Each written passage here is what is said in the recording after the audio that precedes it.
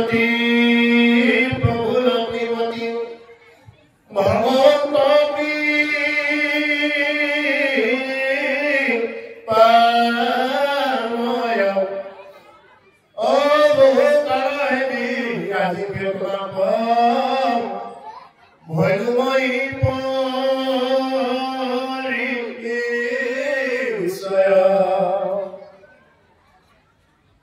হৰি হৰি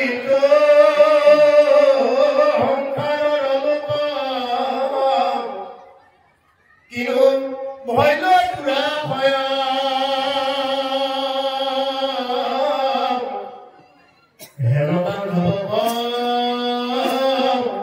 ঈশ্বৰ কৃষ্ণ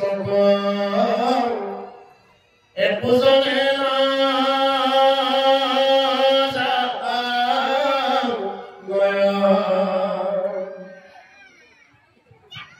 বিধি নিগৰতী প্ৰভু লক্ষ্মীমতী ভগৱন্ত কৃপাময় এবাৰ বিধিয়ে কৈছে অৰ্থাৎ লক্ষ্মীৰ শ্ৰীমতী এতিয়া আমাৰ মানুহে কি কৰি থাকে লক্ষ্মীও বেলেগ বুলি ভাবি থাকে ভগৱানকো বেলেগ বুলি ভাবি থাকে নহয় এই লক্ষ্মীয়ে কি কৰি থাকে ভগৱানৰ চৰণ কি কৰি থাকে তেওঁৰ কৰ্মৰ্ধন কৰি থাকে গতিকে ভগৱন্ত কৃষ্ণ সন্তুষ্ট হয় লক্ষ্মীও কি যায় সন্তুষ্ট হয় লক্ষ্মীমতী প্ৰভু ভগৱন্তক যদি আমি কিবা অকণমান দিবৰ কাৰণে চেষ্টা কৰোঁ আমি ভাবোঁ যে আমি বহুত দিছিলোঁ কি বুলি ভাবোঁ কিন্তু প্ৰভু ভগৱন্তক জানো আপুনি মই দিব পৰা কিবা বস্তু আছে ব্ৰহ্মাণ্ডৰ ভিতৰত যত বস্তু আছে কি পায় সকলো তোমাক পায় ও ব্ৰহ্মাণ্ডৰ ভিতৰে যত বস্তু আছে সবেও তোমাক পাই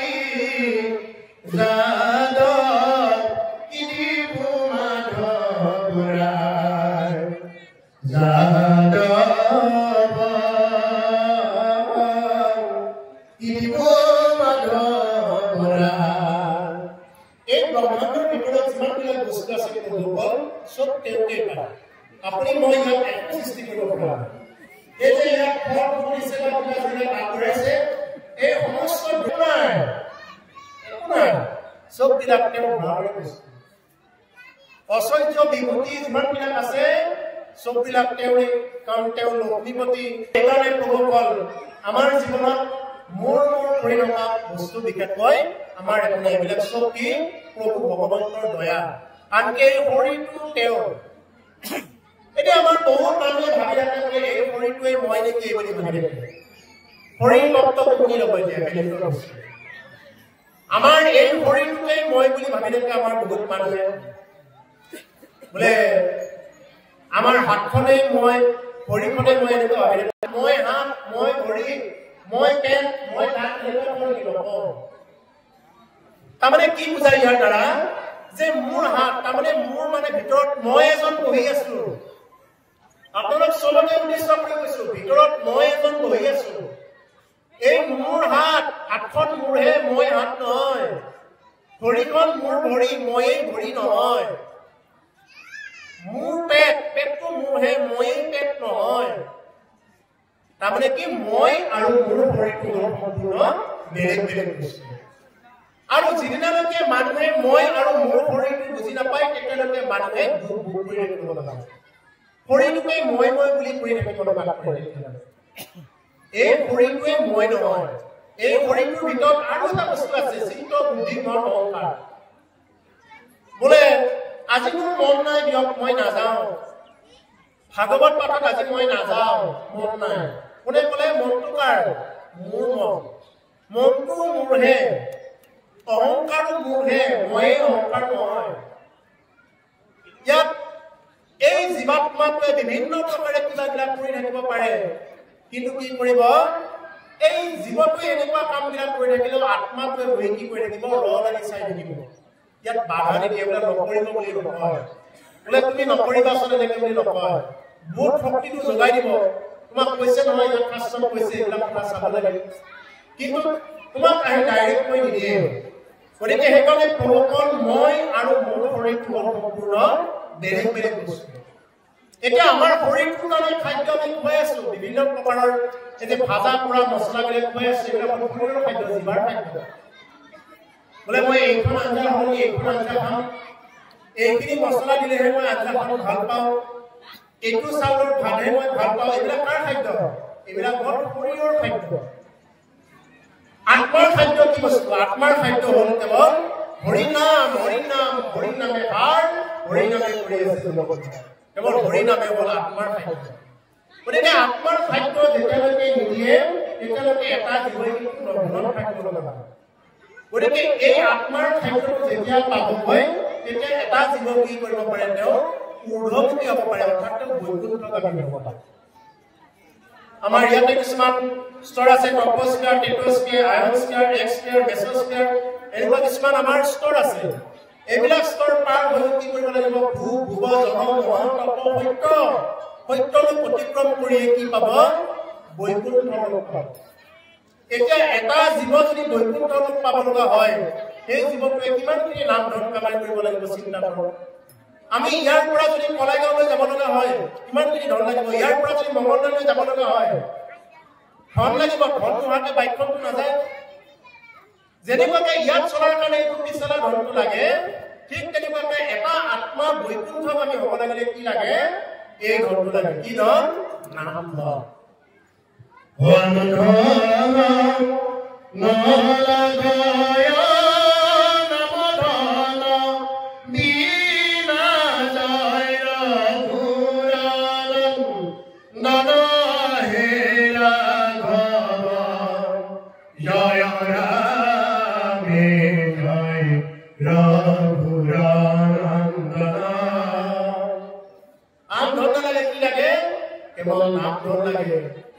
নাম ধন দিহে কি কৰা? হে প্ৰভু, তুমি মোৰ এগৰাকী দাসক তুমি কিনি লোৱা প্ৰভু নাম ধনেৰে।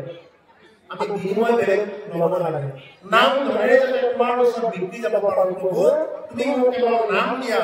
এই বুলি কি কৰিব লাগে? ঈশ্বৰৰ ওচৰত প্ৰাৰ্থনা কৰিব লাগে।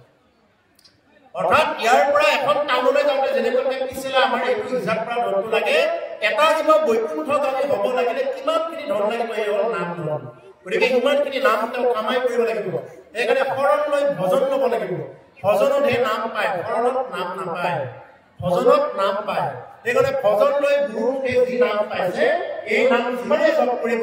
সিমানে নাম চলিব পাৰিব, নামে ক্ৰিয়া কৰিব। নামে যদি ক্ৰিয়া নকৰে তেতিয়াহ'লে সেইকাৰণে প্ৰতিমা বুঢ়া পাণ্ডে কি কৈছে?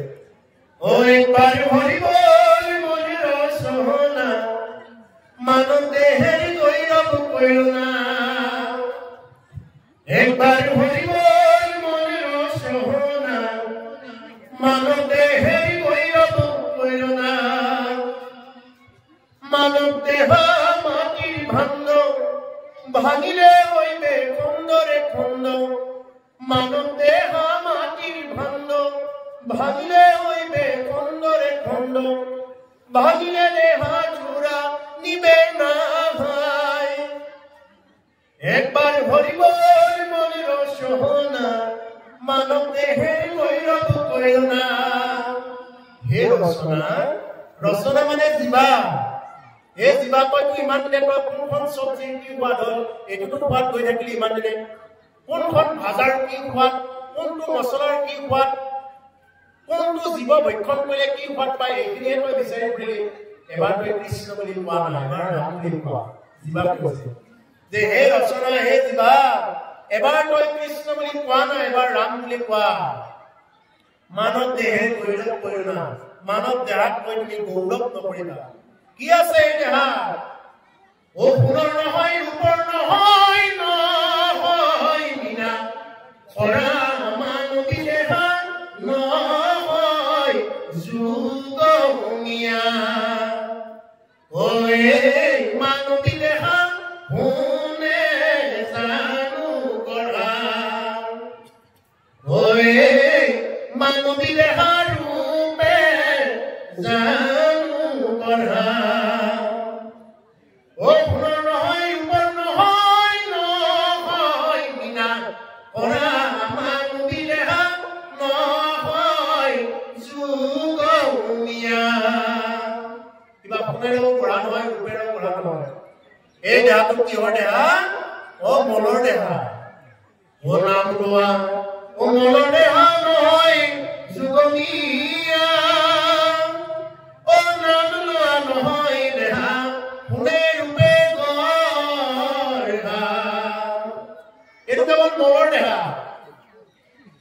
পিহিলে কি ওলায় মলে ওলায় ভাল বস্তু কিবা ওলায় নেকি আপুনি এটা উদাহৰণ দিয়ক যে দেহাটোৰ পৰা কিবা ভাল বস্তু ওলাইছে এটা উদাহৰণ দিয়ক যে যিটো দেহাত লৈ তুমি ইমান অহংকাৰ কৰি আছা যি দেহত লৈ ইমান দিলে মই মোৰ কৰি আছা তোমাৰ দেহটোৰ এটা উদাহৰণ দেখাই যে কি ভাল বস্তু ওলায় এনেকুৱা যে কোনোবাই তোমাৰ পৰা আদৰি ল'ব দিয়ক দিয়ক বুলি মানে আদৰি ল'ব হওক এটা বস্তু ওলায় কিবা অকণমান যদি ঠুচ টিকিট পৰে লগে লগে তেওঁ ধুই দিব কিন্তু অন্য জীৱ এটা মৰকচোন মৰাৰ লগে লগে ডাইৰেক্ট পাত ঘৰত নি তেওঁ কেৰাহীত তেওঁ ভাজি কৰি কি কৰিব একদম ডাইৰেক্ট তেওঁ নিজৰ দাঁতেৰে চুবাই একদম শ্মশান দিব ক'ত দিব পেটত দিব নিজৰ পেটত শ্মশান কৰি দিব কিন্তু মানুহৰ দেহাটো মৰি গ'লে কি কৰিব এই বোলে ল'ৰাটো চেন্নাইত আছিলে এতিয়া আহিব দেৰি হ'ব যি কৰে কৰক আমি হেৰি কৰোঁ তাক তো কালি পিছত ফটো ভিডিঅ' অকণমান দেখুৱাই দিম এতিয়া আৰু বাছ ওলাব সোনকালে ইয়াক উলিয়াই দিয়ে কিন্তু অন্য জীৱ মৰিলে কি কৰিব বোলে ৰ ইয়াৰ চাংখনৰ কিবা এটা কাম হয় নেকি ৰচোন আমাৰ কিবা ৰাখে নেকি এনেকুৱা ৰাখিলেও একদম পানী চতেই তত নাপায় একদম চোৱাৰ পৰিচয় লাগে এনেকুৱা কি বস্তু আছে যি বস্তু লৈ তুমি ইমান অহংকাৰ কৰি আছা ইমান মৰম কৰি আছা কি বস্তু আছে এনেকুৱা যে তোমাৰ দেহাটোৰ পৰা কিবা ভাল বস্তু বাজ হৈছে ব্যক্ত হৈছে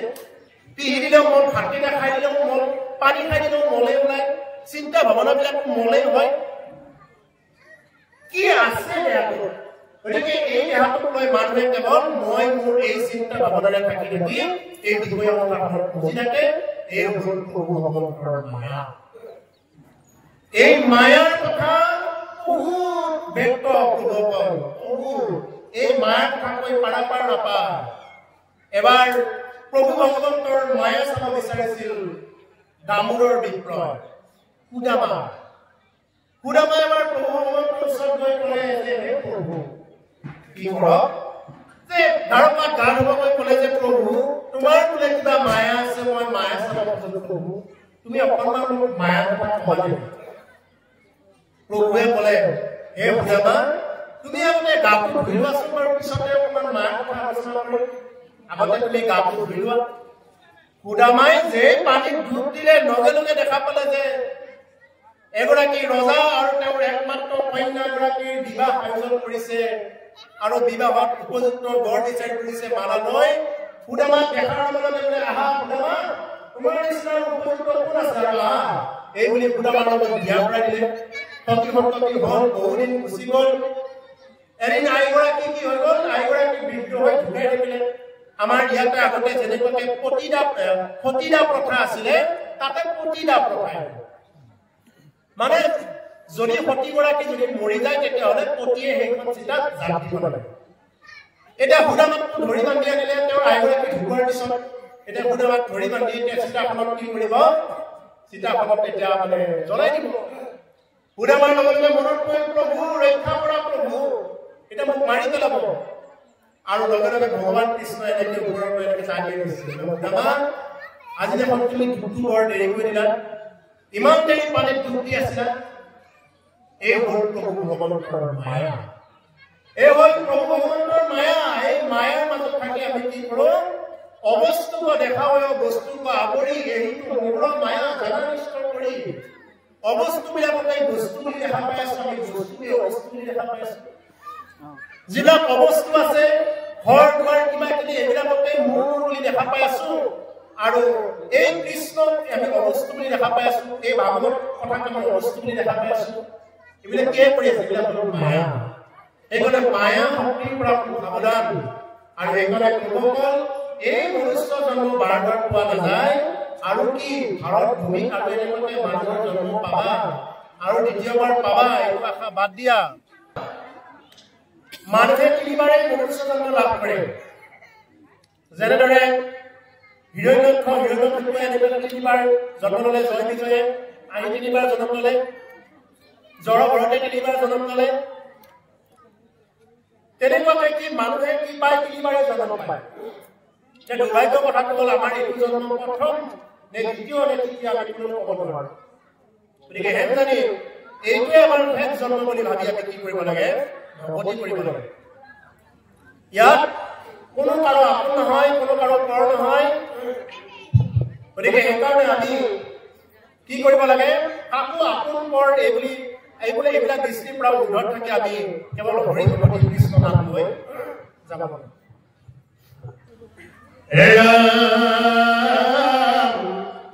এই মহাদুখে পৰে নৰকত দুখে পাৱে না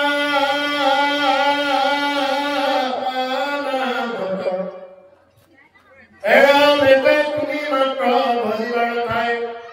যিহেতু হয়তো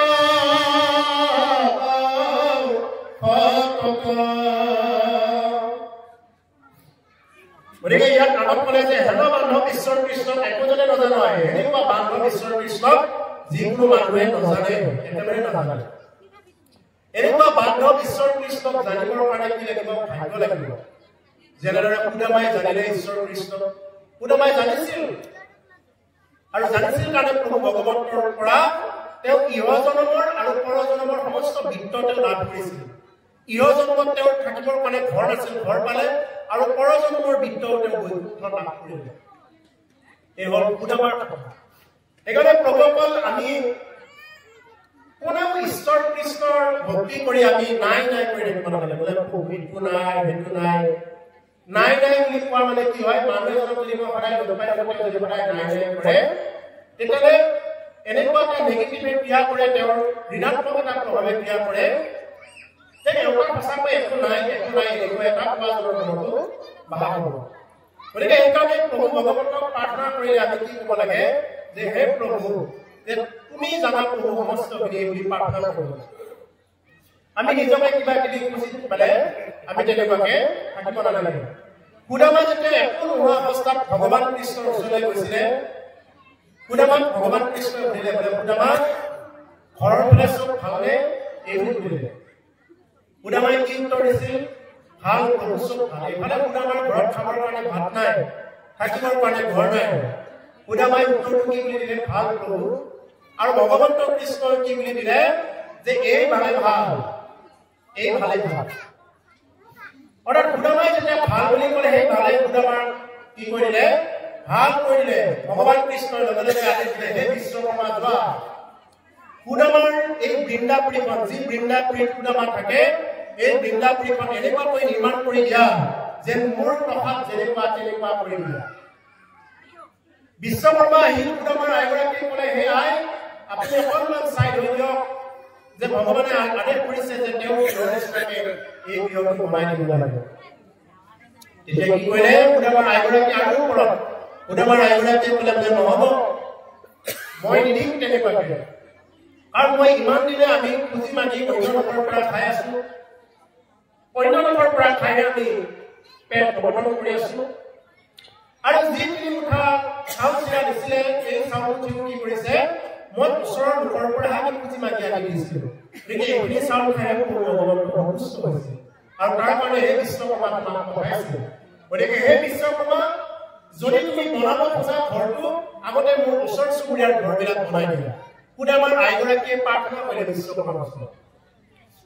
আৰু বিশ্বকৰ্মাই তেতিয়া ভগৱানক ক'লে বোলে হে প্ৰভু সুদামাৰ আইগৰাকীয়ে কেনেকৈ কয় বোলে আগতে তুমি ওচৰৰ ঘৰবিলাক বনাব লাগে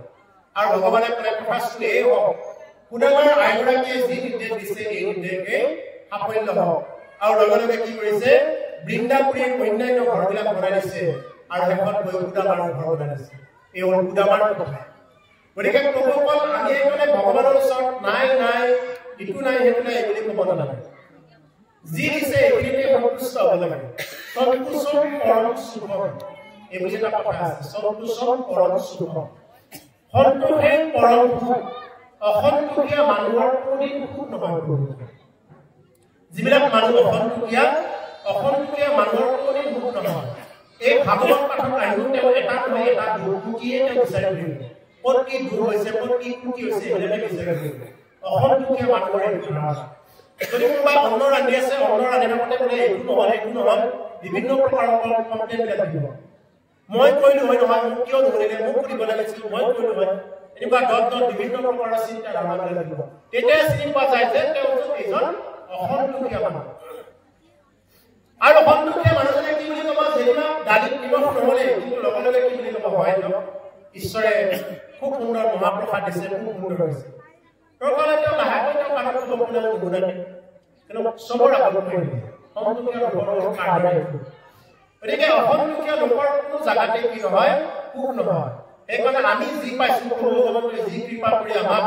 এই যে চকু কাণ হাত ভৰি দিছে এইখিনি সময়ত যে আমি ইয়াত ঘূৰি থাকিব পাৰিছো উশাহ-নিশাহ ধৰি থাকিব পাৰিছো এইটোৱে আমাৰ জীৱনৰ কাৰণে পৰম সৌভাগ্য বুলি আমি ল'ব পাৰিব লাগে এতিয়া আমি উশাহ-নিশাহ লৈ আছো কোনোবাই হয়তো ভাবিব পাৰে যে উশাহ লোৱাটো কিবা ডাঙৰ কথা হ'ব এইখিনি সময়ত উশাহ-নিশাহ লৈ আছে মানুহে কি কৰি কোটি কোটি টকা লাখ লাখ টকা খৰচ কৰি মাটি বেছি অক্সিজেন লৈ পোৱা নাই মাটি ভেটি বেচা গৈছে গতিকে সেইকাৰণে আমি যে এইখিনি সময়ত তেনেকুৱাকৈ নিকিনা পৰ্যায়ত ফ্ৰীকে যে অক্সিজেনবিলাক পাই আছো আমি যে ল'ব পাৰিছো প্ৰভু ভগৱন্তই কৃপা কৰিছে বুলি ভাবিব লাগে ইয়াত আৰু অধিক কৃপা ভাবিব লাগে যদি তেওঁৰ দয়া আছে দিব আৰু যদি নাই নিদিব কিন্তু প্ৰভু ভগৱন্তক এইবুলি প্ৰাৰ্থনা কৰিব লাগে প্ৰভু যদি মোৰ জীৱনত কিবা দুখ ভোগ কৰিব লগা আছে দুখটো কাৰ জীৱনত নাই মানুহৰ জীৱনত তাপ পাবই আদি ভৌতিক তাপ আদি দৈনিক তাপ আধ্যাত্মিক নামৰ তিনিপুৰা জুয়ে পুৰিবই কিন্তু প্ৰভুৰ ওচৰত এইবুলি প্ৰাৰ্থনা কৰিব পাৰে যে হে প্ৰভু যদি জীৱনত মোৰ জীৱনত যদি দুখে সহ্য কৰিব লগা আছে দুখে যদি পাব লগা আছে এই দুখবিলাক সহিব পৰাৰ ক্ষমতা তুমি দিয়া একো নাই দুখ পাব লাগে পাই আছো কিন্তু এই দুখটো যাতে সহ্য কৰিব পৰা তুমি এই শক্তিটো দিয়া প্ৰভুৱে বুলি প্ৰভু ভগৱন্তৰ ওচৰত প্ৰাৰ্থনা কৰিব বিশ্বাস কৰক বিশ্বাস ৰাখক যদি আপোনালোকে নাম জপ কৰে কৃষ্ণ কৃষ্ণ ৰাম নাম যদি প্ৰত্যেক সময়ত জপ কৰে আপুনি কাৰোৰ পৰা আশীৰ্বাদ ল'বৰ কাৰণে যাব দৰকাৰ কৃষ্ণ নাম ৰাম নাম যদি জপ কৰে তিনিটা পাপৰ কথা ক'ব লাগিব তিনিটা পাপ হ'ল আমাৰ আদি ভৌতিক তাপ আদি দৈনিক তাপ আৰু আধ্যাত্মিক নামৰ তিনিটা যি আমাৰ প্ৰতিনিধিত্ব কৰি আছে আদি ভৌতিক তাপ মানে কি জানে এতিয়া যে মই মাজে মাজে কাঢ়ি আছো চৰ্দি লাগি আছে এইবিলাক হ'ল আদি ভৌতিক তাপ মানে ভৌতিক শৰীৰটোত যিবিলাকে ক্ৰিয়া কৰি আছে ইয়াৰ পৰা কোনেও বাচিব নোৱাৰে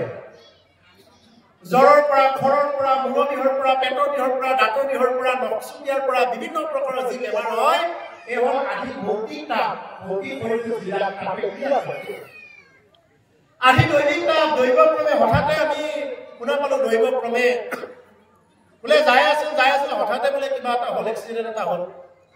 এই হঠাতে বোলে হাপে উঠিলে হঠাতে বোলে বিচাই থাকিলে হঠাতে বোলে মানুহজন পৰি বোলে ভৰিখন ভাগিয়ে থাকিলে হঠাতে বোলে যিবিলাক হঠাৎ শুনা পাওঁ এই হ'ল আদি দৈনিক তাপ আৰু আধ্যাত্মিক তাপটো কি বস্তু আধ্যাত্মিক তাপ দুই প্ৰকাৰে পায় মানুহে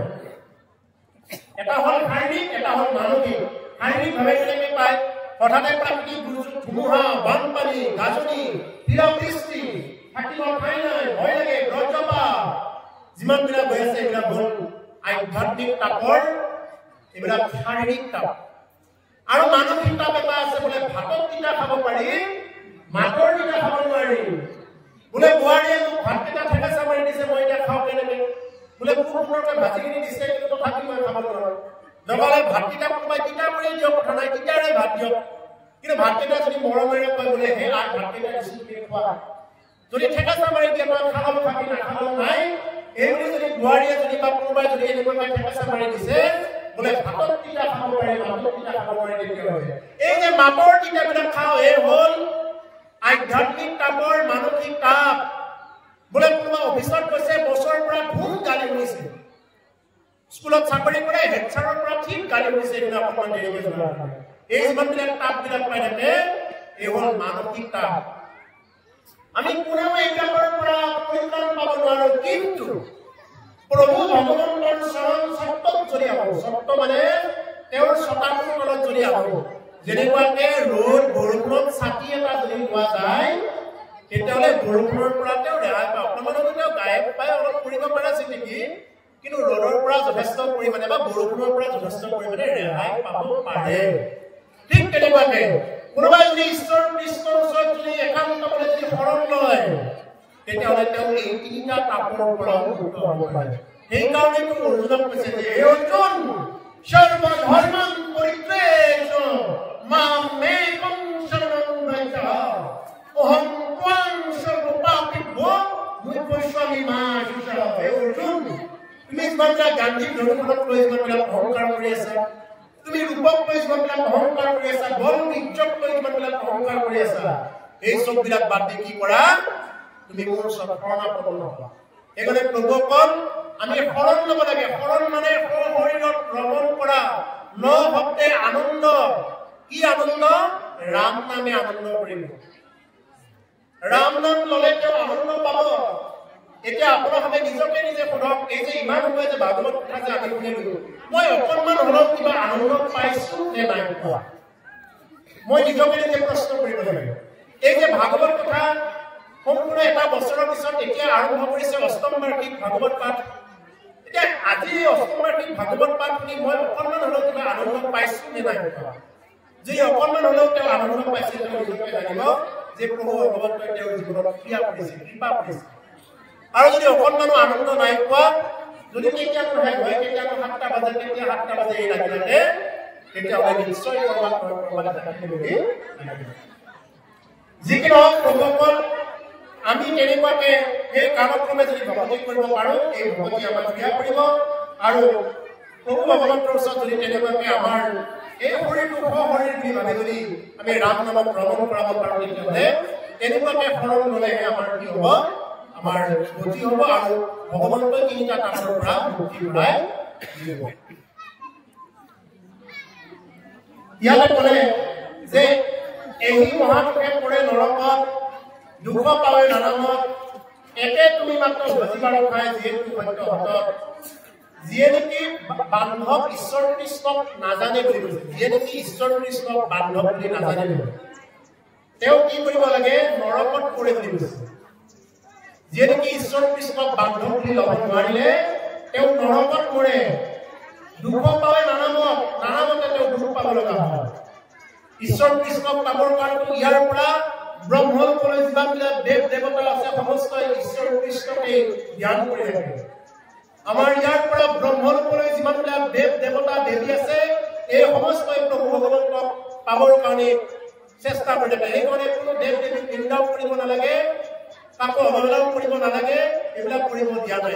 কাৰণ তেওঁলোকক কেৱল ঈশ্বৰ কৃষ্ণক পাবৰ কাৰণে চেষ্টা কৰে। দেৱী আপোনাৰ ওপৰত যিবিলাক সন্তুষ্ট হৈ দিলে আপুনি কি হ'ব, বৈষ্ণৱ হৈ যাব পাৰে। আৰু এইবিলাক যদি কোনোবাই তেনেকুৱাকে যদি ঈশ্বৰ কৃষ্ণক নামানে, তেতিয়াহ'লে তেওঁ নৰকত পৰে। একে তুমি মাত্ৰ ভজিবাৰ খাই যিহেতু সত্য হতত, ব্ৰহ্মাদেৱে কৈ আছে যে তুমি মাত্ৰ ভজনৰ গৰাকী প্ৰভু, যিহেতু সত্য হতত, তুমি সত্য আৰু সত্য। কাৰণ কি,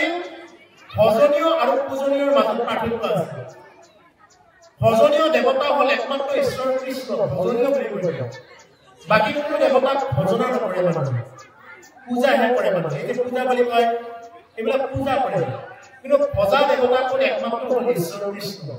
গতিকে সেইকাৰণে কৃষ্ণ নাম ল'লে কি হৈ যায়, সমস্তকে ভজা কাকো অৱহেলা কৰা, অৱমাননা কৰা নুবুজায়। যেনেদৰে মই ভাতকেইটা খাই দিলে ক'ত কেলছিয়াম লাগে, মিনাৰেল লাগে, ভিটামিন লাগে, আইৰণ লাগে, জিংক লাগে, গোটেইবিলাকে লৈ ল'ব শৰীৰটোৱে,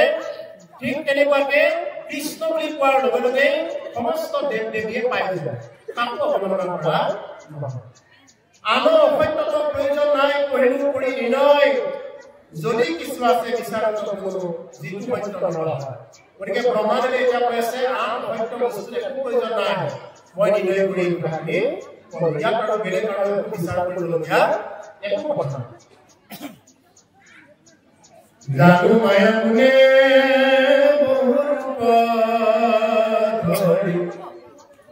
তুমি কেৱল প্ৰকাশ,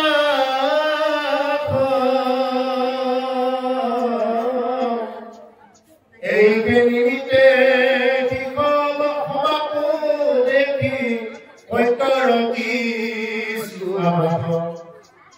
এৰাম হেন যদি খোলা তুমিও নবহিলা, ভালমতে পৰিচয়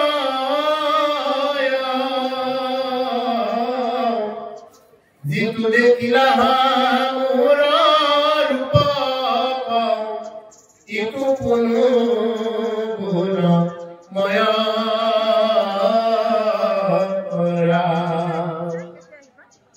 নিৰ্গুণ ব্ৰহ্মকে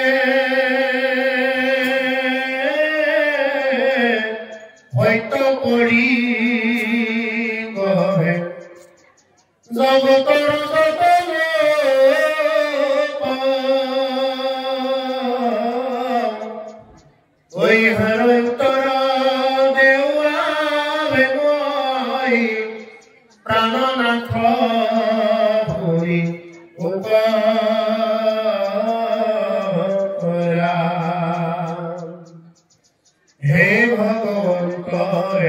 ভগত সমস্তই ইটো চিদানন্দ ৰূপক প্ৰকাশ কৰি আছা নাৰায়ণ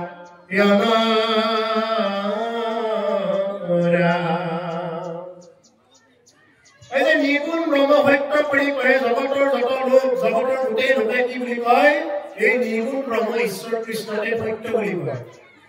কিন্তু মানুহে এইটো নামানে নুবুজে মানুহৰ আজিকালি ক'ত বিশ্বাস মানুহ যদি কোনোবাই অকণমান পানী ঢালি দিলে এইটো মানুহৰ খুব বিশ্বাস বোলে কোনোবাই অকণমান পানী ঢালি দিছে কোনোবাই এডাল জাপ দিছে কাবিজ এটা দিছে এইটো মানুহৰ খুব বিশ্বাস এই যে নাৰায়ণৰ ওপৰত বিশ্বাস নাই তুমি যে নাৰায়ণ বুলি ক'লে যে তুমি গতি পোৱা নাৰায়ণ নামেই যে কাবিজ হয় নাৰায়ণ নামেই যে মহা মহা মন্ত্ৰ হয় এই জগতত যদি শ্ৰেষ্ঠ মন্ত্ৰ আছে এই নাৰায়ণ নাম ৰাম নামেই শ্ৰেষ্ঠ মন্ত্ৰ ইয়াতকৈ বেলেগ কি আছে ইয়াতকৈ বেলেগ মন্ত্ৰই নাই জগতত যিমান মন্ত্ৰ আছে শ্ৰেষ্ঠ মন্ত্ৰ হ'ল ৰাম কৃষ্ণ এই জগতত যিমান আছে দেৱ দেৱতা যিমান আছে কৃষ্ণ বুলি ক'লে সব দেৱ দেৱতা কোৱা হয় ইয়াতকৈ বেলেগ আৰু কোন আছে গতিকে সেইকাৰণে সেই প্ৰভু কয় যে এই ৰাম নাম বুলি যে মানুহে উদ্ধাৰ পায় এই কথাটো মানুহে নাজানি মানুহে কোনোবাই যদি অকণমান পানী ঢালি দিয়ে মানুহৰ খুব মানে বিশ্বাস পানী অকণমান যদি পাত্ৰ তাত লৈ কোনোবাই যদি ঢালি দিয়ে পবিত্ৰ বা সৰ্বাৱস্থান গতু কিবা এই বুলি যদি কোনোবাই পানী অকণমান ঢালি দিলে মানুহৰ খুব বিশ্বাস পবিত্ৰ হৈ গ'ল মোক আৰু একো নালাগে যেনিবা এতিয়া আমি কুম্ভমেলাত গলো কুম্ভমেলাৰ পৰা অকণমান গংগাৰ পানী লৈ আহিলো মানুহ কিছুমানে এনেকুৱাকৈ খাইছে যেন আৰু ভক্তি চব হৈ গ'ল এনেকুৱা কথা আছে নেকি বাৰু যদি আপুনি আমি যদি পুখুৰী পানী অকণমান যদি নিদিওঁ নহয় কুম্ভমেলাৰ এই যে পানী বুলি তেতিয়াহ'লে একেই খাই দিব মানুহ ইমান বিশ্বাস পানী খাব তুমি কৃষ্ণ বুলি ক'ব লাগিব ৰাম বুলি ক'ব লাগিব কিয় তুমি ৰাম বুলি নোকোৱা কিয় তুমি কৃষ্ণ বুলি নোকোৱা কোনোবাই অকণমান পানী ঢালি দিছে তাতে তুমি হওঁ কৃষ্ণ বোলে অপবিত্ৰ হোৱা কি কৈছে অৰ্থটো যে তুমি অপবিত্ৰই হোৱা বা পবিত্ৰই হোৱা সৰ্বাৱস্থান গতু কিবা তুমি যি অৱস্থাতে নাথাকা কিয় স্মৰে পুণ্ডলিকাক্ষং তুমি পুণ্ডলিকাক্ষ পদুমফুলৰ চকুটোৰ দৰে চকু যাৰ আছে সেই প্ৰভু ভগৱন্ত ঈশ্বৰ কৃষ্ণক স্মৰণ কৰা সব আধ্যাত্মিক ভণ্টৰং সুচি তেতিয়া তুমি বাহিৰে ভিতৰে গুচি হ'ব পাৰিবা কোনোবাই যদি মন্ত্ৰ মাতি দিলে মানুহে সেইখিনি পানী খাই বা শুনিলে নহয় শব্দটো অপবিত্ৰ বা তাৰমানে তেওঁ অপবিত্ৰৰ পৰা পবিত্ৰ হৈ গ'ল বুলি ভাবিলে ধাৰণা কৰিলে বোলে অপবিত্ৰৰ পৰা তেওঁ পবিত্ৰ হৈ গ'ল মাধৱৰ নাম লোৱাকৈ কোনোবাই পবিত্ৰ হ'ব পাৰে কৃষ্ণ নাম লোৱাকৈ কোনোবাই পবিত্ৰ হ'ব পাৰে কৃষ্ণ নাম লোৱাকৈ কোনেও পবিত্ৰ হ'ব নোৱাৰে কিন্তু দুৰ্ভাগ্যৰ কথা কি মানুহে পানীখিনিক বিশ্বাস কৰে মানুহে জাবক বিশ্বাস কৰে তাবিজক বিশ্বাস কৰে কোনোবাই যদি কৈ দিয়ে হে ভাই তুমি কৃষ্ণ বুলি কোৱাচোন নহয় কৃষ্ণ নাম নলয় ৰাম নাম নলয় এই হ'ল দুৰ্ভাগ্যৰ কথা সেইকাৰণে প্ৰভুসকল কেৱল বিশ্বাসে নিলয় ভৰি তৰতে বহুতো বিশ্বাস কেৱল বিশ্বাসটো এনেকুৱাকৈ হ'ব লাগে যাতে আমি প্ৰভু ভগৱন্ত কৃষ্ণ আমি হৃদয়ংগম কৰি ল'ব পাৰোঁ যদি বিশ্বাস নহয় তেতিয়াহ'লে এই ভকতি সিদ্ধি নহয় গতিকে সেইকাৰণে এতিয়া কৈ আছে যে হে ভগৱন্ত একান্ত ভকত সমস্তই শুনিব নাপাওঁ ভগৱন্ত কি কৰে একান্ত ভকতসকলৰ কি কৰে সমস্তৰে মনোকামনা বোলে পূৰণ কৰে ইয়াতে বোলে একান্ত ভকতসকলৰহে মনোকামনা পূৰণ কৰে দুই কান্ত তিনি কান্ত ভকতসকলৰ কথা কোৱা কান্ত মানে হ'ল স্বামী যেনেকুৱাকে বিবাহিত মহিলাই এজন স্বামীকে পতি হিচাপত দেখে প্ৰতিপালন কৰি লয় যদি তেওঁ সেইজন পতিৰ বাহিৰত যদি কাৰোবাক যদি স্বামী হিচাপত চাব যায় তেওঁ সমাজে কলংকিতা বেৰিচাই বুলি ক'ব বিভিন্ন নাম দি মাতিব তেওঁ ঠিক তেনেকুৱাকে এজন ভকতে তেওঁৰ হৃদয়ত এজনকে স্থান দিব তেওঁ বাৰে বাৰে বহুতক স্থান নিদিয়ে এজনে একম এবাৰ দ্বিতীয় কম এজনৰ বাৰে দ্বিতীয় নাই এজনকে স্থান দি ল'ব গতিকে সেইকাৰণে কৈছে একান্ত ভকতসকলে সমস্তৰে কুলি মনৰ কাম সমস্তৰ মনোকামনা কি কৰে পূৰণ কৰে প্ৰভু ভগৱন্ত এটা বাচ্চা জন্ম পায় কোৱা কৰি কান্দাৰ লগে লগে যদি মাকে গম পায় শিশুটোৱে জানো ভাষাৰে কয় বোলে হে আই মোৰ পায়খানা লাগিছে পেচাব লাগিছে টোপনি যাব পায় নেকি নকয় শিশুটোৱে কন্দাৰ লগে লগে মাকে বুজি পায় যে শিশুটোৱে পায়খানা কৰিছে নে পেচাব কৰিছে নে শুব নে গাখীৰ খাব এইটো মাকে জানে ভাষাৰে নকয় কেৱল কান্দে আমিও তেনেকৈ প্ৰভু ভগৱন্তৰ ওচৰত কেৱল কান্দিব লাগে অন্তঃকৰণেৰে আমি কেৱল একটু দিয়ক সেইটো দিয়ক কৰি গ'লে এইবুলি থাকিব নালাগে একটু দিয়ক সেইটো দিয়ক বুলি ক'বই নালাগে কিয় কাৰণ প্ৰভু ভগৱন্ত কি অন্তৰ্যামী আৰু অন্তৰ্যামী নাৰায়ণে আপুনি মই কি ভাবি আছো কি আছে কি অভাৱ অভিযোগ আছে গোটেইখিনি প্ৰভু ভগৱন্তে বুজি পাই জানে অন্তৰ্যামী নাৰায়ণে সকলোখিনি জানে সেইকাৰণে প্ৰভু ভগৱন্তে আমাৰ সকলোখিনি জানে সেই হেতুকে কৰে কি কৈছে সমস্তৰে তুমি মনোকাম এইটো চিৰাবন্ধ ৰূপক প্ৰকাশ কৰি আছে নাৰায়ণ তেওঁ সৎচিত আনন্দময় আনন্দ ব্ৰহ্ম হিচাপত তেওঁ কি কৰি আছে তেওঁ সদায় আনন্দ তেওঁ কোনোদিন দূৰ কৰি নাথাকে সেইকাৰণে আমি মানুহবিলাকৰ সদায় আনন্দত থাকিব বিচাৰোঁ কোনোবাই যদি দুখৰ কথা কয় আমি তাত যাব নোখোজো মই প্ৰথম আৰম্ভণিতে সেইকাৰণে কৈছো মানুহে এই যে নাখাবলগীয়াবিলাক খায় এইবিলাক খোৱাৰ মূলতে হ'ল মানুহে আনন্দ পাবৰ কাৰণে খায় দুখ পাবৰ কাৰণে কোনো নাখায় এইটোকে আনন্দ ব্ৰহ্মৰ যিহেতু আমি অংশ এৰা মাতে কৰে কোনো ব্ৰহ্মৰূপে যিটো ভিন্ন কৰি না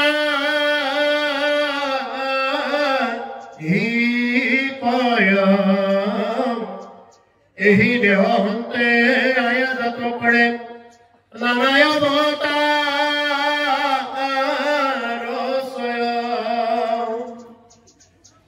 এই দেহটোৰ পৰা কি কৰি থাকে নানান অৱতাৰবিলাক আয়াত কৰি থাকে কাৰণ ব্ৰহ্মাদেৱে কৈছে যে তোমাৰ এই দেহটোৰ পৰা কি কৰি থাকে বিভিন্ন প্ৰকাৰৰ দেৱ মানে ৰূপবিলাকে আয়াত কৰি থাকে মৎস্য কুৰ্ম নৰসিংহ বামন পৰশুৰাম এনেকুৱাকে বিভিন্ন প্ৰকাৰৰ অৱতাৰবিলাক কি কৰি থাকে তেওঁৰ ভিতৰৰ পৰাই প্ৰকট হৈ থাকে তেওঁ কেতিয়াবা কাপোৰ হৈ আহে কি ৰূপত আহে তেওঁ হৈ জানে সেইকাৰণে মহাৰাজ পৰীক্ষিতৰ আন এটা নাম আছিল বিষ্ণুৰাজ গৰ্ভতে বিষ্ণুক দৰ্শন কৰিছিল কাৰণে তেওঁৰ নাম হ'ল বিষ্ণুৰাজ পৰীক্ষিত নামটো কিয় জানে তেওঁ চবকে পৰীক্ষামূলক দৃষ্টিভংগীৰে চাইছিল সকলোকে পৰীক্ষামূলক দৃষ্টিভংগীৰে চাইছিল বোলে এইজনে নেকি মই গৰ্ভত দেখা বিষ্ণুজন এইবুলি পৰীক্ষামূলক দৃষ্টিভংগীৰে চাইছিল কাৰণে যে বিষ্ণুৰাজৰ আন এটা নাম হ'ল পৰীক্ষিত গতিকে সেইকাৰণে কৈছে যে এই দেহ হন্তে আয়োজন কৰে নানা অৱতাৰ চয় তোমাৰ এই দেহটোৰ প্ৰায় বিভিন্ন অৱতাৰবিলাক অহা যোৱা কৰে যাৰ নাভি পদ্মে ভগৱানে সম্পৰ্ক মই ভৈলো ৰাখি যাক আতি নিৰূপম মহামনোৰম এই ৰূপ পাই না সংখ্যা গতিকে তোমাৰ নাভি পদ্মৰ পৰা কি কৰিলো মই উপজিলো হে প্ৰভু ভগৱন্ত আতি নিৰূপম মহামনোৰম এই ৰূপ পাইলো সংখ্যাত আৰু মহামনোৰম এই ৰূপটো মই কি পালো সাক্ষাতে পালো বুলি কৈছে কোনে কৈছে ব্ৰহ্মাদেৱে কৈছে যে হে প্ৰভু ভগৱন্ত যে তোমাৰ পৰা মই সাক্ষাৎ এই ৰূপটো মই লাভ কৰিলো তোমাৰ কৃপা আৰু প্ৰভু অকল আমিও প্ৰভু ভগৱন্তৰ কৃপাতহে এই যে আমি যে শৰীৰবিলাক ধাৰণ কৰিছো এইটো প্ৰভু ভগৱন্তৰ কৃপা এতিয়া কোনোবাৰ হয়তো আকৌ মনে প্ৰশ্ন আহিব পাৰে প্ৰশ্ন কৰিব পাৰে কোনোবাই মনেৰে মই হে আহিছো ভাগৱত মই ইচ্ছা কৰাৰ কাৰণে হে আহিছো তাৰ উত্তৰটো মই দিছো লগে এজন পেৰালাইচিছ হোৱা মানুহে ভাবে বোলে মই হাতখন এনেকে মুঠি মাৰো হাতখন দাঙি দিব পাৰে নে নোৱাৰে ভৰিখন লৰাই দিব পাৰে নে নোৱাৰে কাৰোবাৰ কিবা বেমাৰ হৈ আছে ভাবে বোলে মোৰ বেমাৰ ভাল হৈ যাওক তেওঁ ভাবিলেতো ভাল হ'ব লাগিছিলে কিয় নহয় তাৰমানে আমি ভাবিলেই চব কাম সিদ্ধ নহয়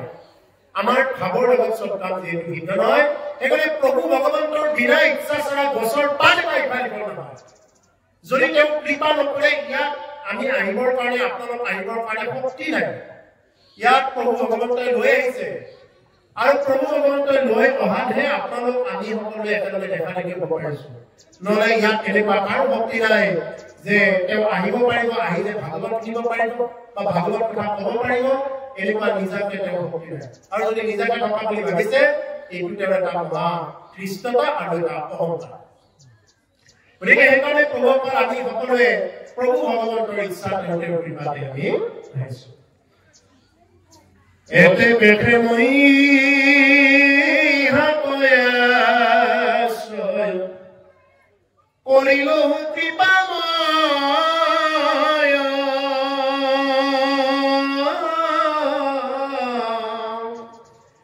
অদ্বৈত যিহেতু হিকাৰণে উপাখিবে যোগ্য হৈ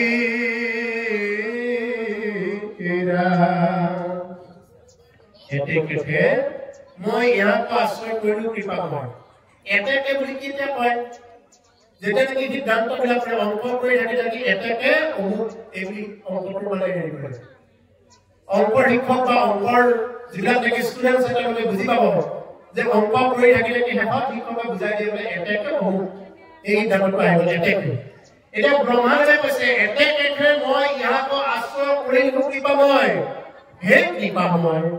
সেই কাৰণে এতেকে মই সেই কাৰণে তোমাৰ ওচৰতে আশ্ৰয় গ্ৰহণ কৰিছো কাৰণ ওচৰত প্ৰভু ভগৱানৰ ওচৰত আশ্ৰয় গ্ৰহণ কৰিছো তুমি যিটো কৃপাময় তুমি সকলোকে কৃপা কৰা অনন্ত যিহেতু সেই কাৰণে আকৌ উপাধিবে যোগ্য হয় গতিকে মই কি তোমাকে উপাসনা কৰিবৰ কাৰণে যোগ্য আৰু ইয়াৰ বাহিৰে আৰু কোনো তেনেকুৱা দ্বিতীয়জন অদ্বৈত কোনো দ্বিতীয়জন আৰু তুমি এজনে আছা তুমি এইকাৰণে কি বুলি কৈছে হে ব্ৰহ্মাই আদি কৰি জীৱ জগত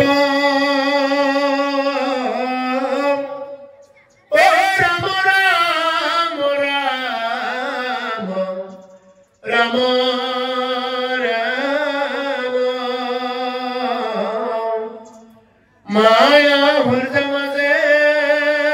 আশ্ৰয় ঘুমতি যায় তুমি হে চৈতন্য সনাতন ৰাম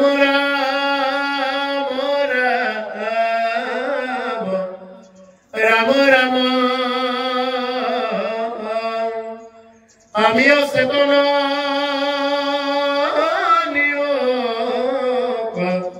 নাথ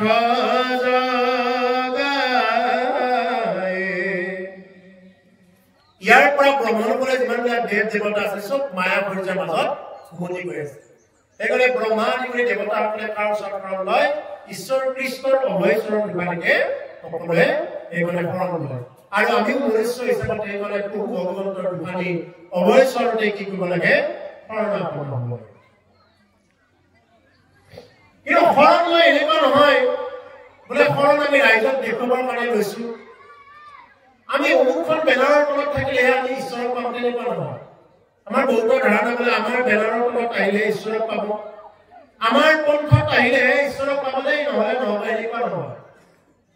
মহাপুৰুষে ইমান কঠোৰ ব্যৱস্থা দি থৈ যোৱা নাই সাধাৰণ তুমি কি কৰা ভাই মুখে বোলা নাম হৃদয় ধৰাৰ ৰূপ এতেকে মুক্তি পাইবা পঢ়িলো স্বৰূপ ভাই মুখেৰে তুমি নাম লোৱা হৃদয়ৰ ৰূপ ধাৰণ কৰা ইয়াত তোৰ জানিবলগীয়া কি আছে বোলে এইখন বেনাৰৰ তলত থাকিলে মই ঈশ্বৰক পাম এইখনৰ তলত থাকিলে নাপাম আগতে তুমি খাদ্য গ্ৰহণ কৰা আগতে তুমি সম্পূৰ্ণ নিৰামিষ হ'বলৈ চেষ্টা কৰা বিশেষকৈ যিসকল ভাগৱতৰ আসনত বহে ব্যাখ্যাকাৰ যিসকলে ইয়াক নামাচাৰ্য বা যিসকলে নেকি ইয়াক শৰাইৰে নিবেদন কৰে তেওঁলোকে সৰ্বপ্ৰথমতে এইবিলাক ত্যাগ কৰাটো এক নম্বৰ দায়িত্ব তাৰপিছতে অন্যসকলৰ দায়িত্ব যিসকলে নেকি প্ৰকৃত ভকত হ'বৰ কাৰণে খোজে যদি বুজি নোপোৱা থাকে নিমিলব সিদ্ধ সংবাদৰ অবিহিদ্ধই কোৱাৰ পিছত অবিহিদ্ধই কৈছে এইখিনি চাই ল'ব খুব সুন্দৰকৈ দিয়া আছে ভকতৰ কি চৰিত্ৰ খুব সুন্দৰকৈ দিয়া আছে তাকে চাব কেতিয়াবা ওলাব এই কথাখিনি সেইকাৰণে আমি তেনেকুৱাকে ক্ৰমান্বয়ে যদি ভকতি কৰিব যাওঁ তেতিয়া আমাৰ ভকতি সিদ্ধ হ'ব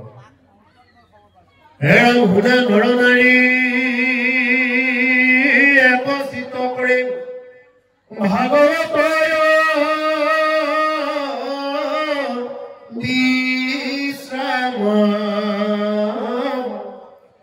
গোপাল চৰণে সৰ্বক্ষণে